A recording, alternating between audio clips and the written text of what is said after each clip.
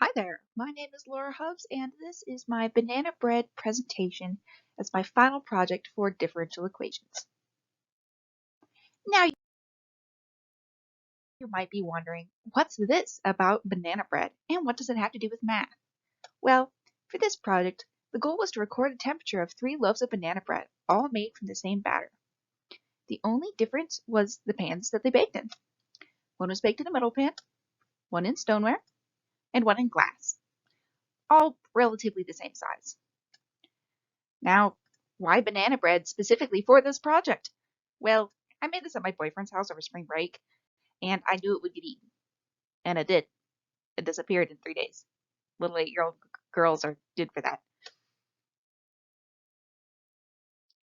Now, data collection. As you can see, I was incredibly scientific when it came to collecting data. A standard kitchen thermometer was inserted into the center of each loaf once the loaf pans had been prepared.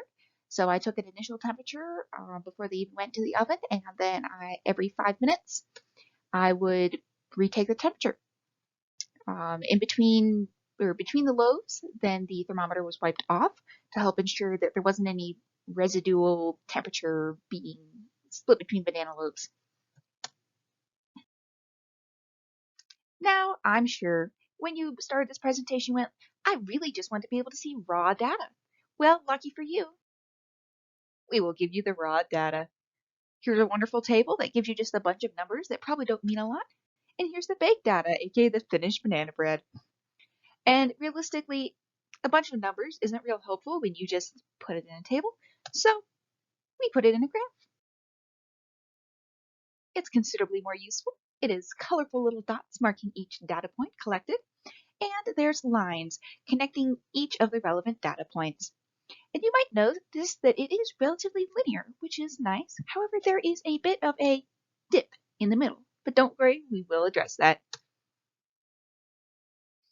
Now, for this project, we had to come up with a differential equation to be able to model this, so I used first order equations as used at the beginning of class, and I solved these all by hand.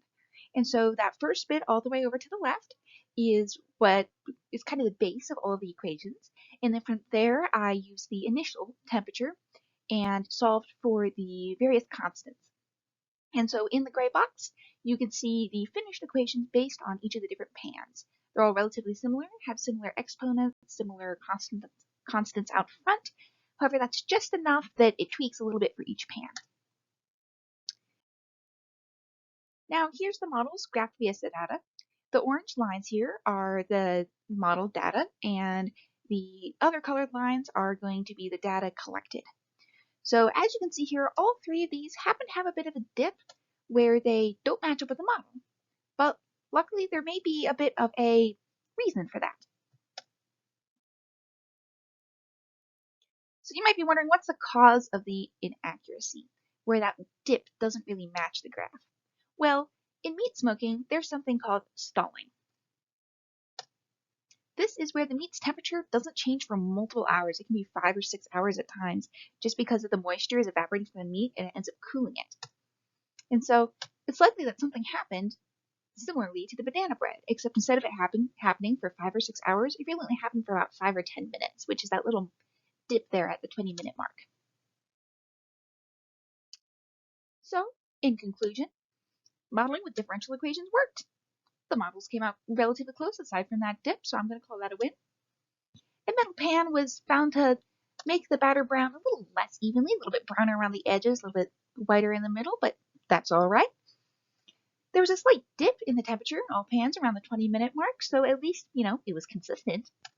And banana bread tastes good no matter which pan you use. It still got eaten, so I'm not going to complain. So, in my professional opinion, don't stress about what pan you use, as long as you don't substitute powdered sugar for the flour, which I've definitely never done in my multiple years of baking.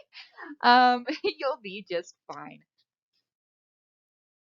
And just in case if you're wondering what recipe I used for this whole thing, here is the recipe. I did scale this up just a little bit to use a total of 5 bananas instead of 3, so math involved there too, just to make sure that I had enough for all the loaf pans to at least be at least half full. They weren't like super tall end up with, but that's fine. Still got the idea. And I had 5 bananas with me, so that's what got used. So overall, project worked out well, and banana bread tasted good.